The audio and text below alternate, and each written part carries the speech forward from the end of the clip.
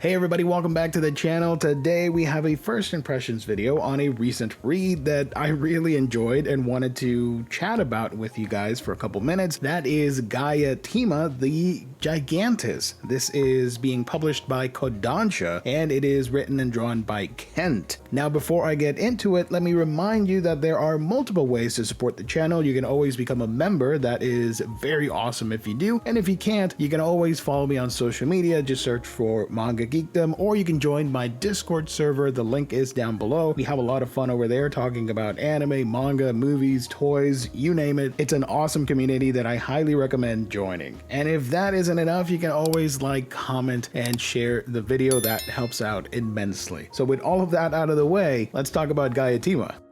So like I mentioned, this is a Kodansha seinen manga release that came out not too long ago, actually last month as of me making this video, and it stars the character of Yako Morinomiya. She is a young girl that is in this coastal town in Japan that gets attacked by this gigantic monster called Gaea-tima. It is a force of nature, and that is one of the major themes running throughout. And how do you deal with a catastrophic event like that? So Yako is running for her life as soon as you start the manga in what can best be described as a classic kaiju manga in the making. This is really atmospheric, but it also has a lot of fun. It knows what it's doing. I think Kent, who grew up with kaiju films, does a really good job of setting the scene in a very unique way. This giant monster is unlike other kaiju that we've seen before. It's not Godzilla, it's not Gamera. It is its own unique thing, clearly inspired by those famous movies. So when the story begins, Yako is running from this giant monster, but she decides to go back and rescue her mother, who is trapped under the rubble of their home. Her mother wants her to get out, but she insists on rescuing her because, hey, family, you know. So she is successful, but unfortunately, either due to military intervention at the time, as you see fighter jets going around and shooting at Gaea-tima, the monster sort of either self-implodes or is disintegrated into the water, and as a result a giant whirlpool forms and it drags everything in this coastal town with it, along with Yako, our main protagonist. In a very chilling and eerie scene, Yako is swirling around in this whirlpool and you just see the remains of Gaea-tima, a floating head that's slowly disappearing, eerily looking at our main protagonist. And I can only imagine how terrifying that would be, because this is at night, there's no light in the water, and all you're seeing is this gigantic eyeball looking at you. I think it sets the tone immensely well, and Kent is able to produce the right atmosphere to get you to fear the power of a kaiju monster, but also get excited for the possibilities. Immediately after that, she does survive, but we skip ahead in time to 10 years, and now this coastal town is reaping from the benefits of having Gaea-tima make its debut in it. Seafood has become much richer. The area has been blessed. It's very bountiful in the harvesting seasons and all that, and it has become a gigantic tourist destination. However, the downside is that a lot of people decide to leave this place. There is still that trauma associated with the death and destruction that happened when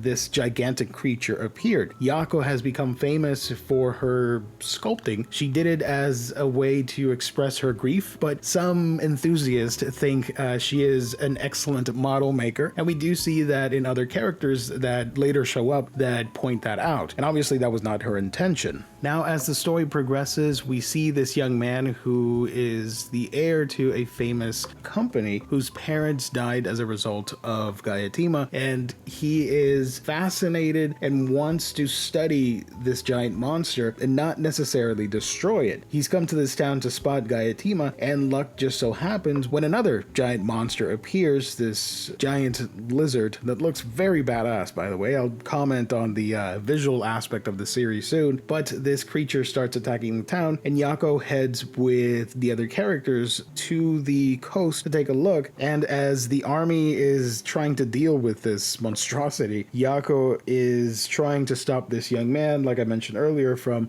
taking a closer look at the giant monster. But in that stress of the moment, she ends up coughing up what seems like a marble or an orb with a mysterious aura to it. As that orb falls into the ocean, Gaea-tima appears from the shallow depth and starts battling this other kaiju. So there is that moral dilemma of having people associate Gaea-tima with like a natural disaster, a typhoon or hurricane, while others see it as a sign of this deity that has arrived to protect the people of Japan from calamities, from other monsters. But it itself caused a lot of harm and death and destruction back in the day, so there is apprehension, there is hate towards Gaea-tima. We've seen topics like that discussed in previous media when it comes to giant monsters, but the way it's presented here, by showing you the point of view from the humans in the town affected and seeing the pros and cons of the effect of having a kaiju debut in your hometown and how that made this small coastal town bloom in popularity, is pretty interesting. So after defeating this other monster, Gaea-tima sort of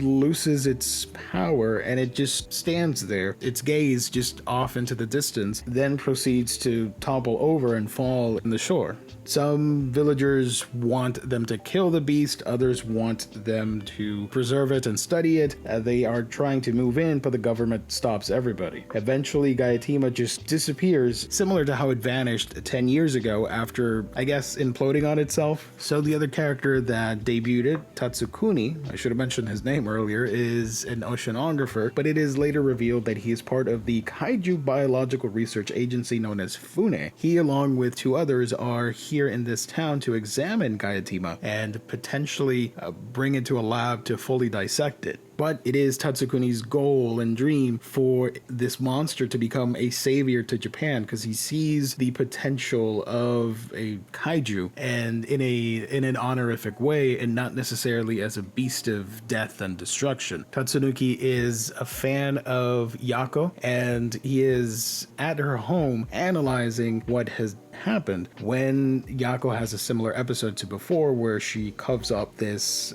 marble and it falls into the washing machine. In a very unexpected twist, a mini tiny little Gaea-tima head pops up. I guess this is the main spoiler for volume 1, that Gaea-tima, when it dissolved itself in the whirlpool, it mixed in with Yako, and she's sort of the parasitic host or the mother of Gaea-tima in this new iteration. It is safe to assume that the original died, and this is sort of the offspring that is now being birthed from her when she coughs up this mysterious orb or marble, and the orb, when it touches water, brings forth the beast. Obviously, depending on the threat and scale, we'll see a gigantic version of Gaea-tima or a tiny cute one like we see here.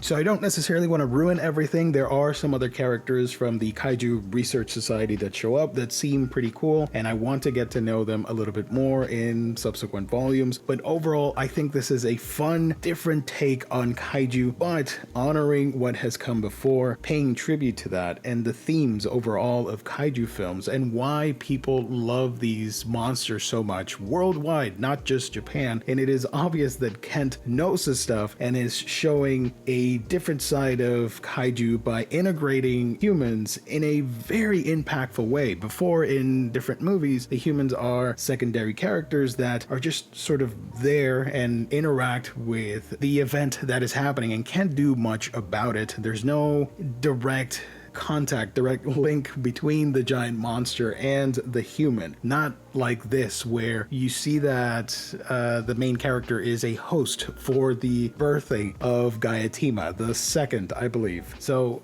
that aspect, I think, is pretty different, pretty unique, and depending on how the manga goes, I think it could be a classic in the making. I like the characters, the realistic dialogue when it comes to grief and dealing with trauma after a horrific event of death and destruction in your hometown, and how do you move forward from that. Yako deciding to not really go after much after graduating school, while her friends, what few friends remain, are moving on to other cities and don't necessarily want to stick around for this hubbub of a tourist attraction that the city has become. I thought that was some pretty interesting plot threads that I hope do get explored and not necessarily transform the manga into a monster of the week scenario with Gaea-tima showing up and defeating monsters chapter after chapter, which, don't get me wrong, has its place and it's really cool, but I like the themes that I mentioned here being explored.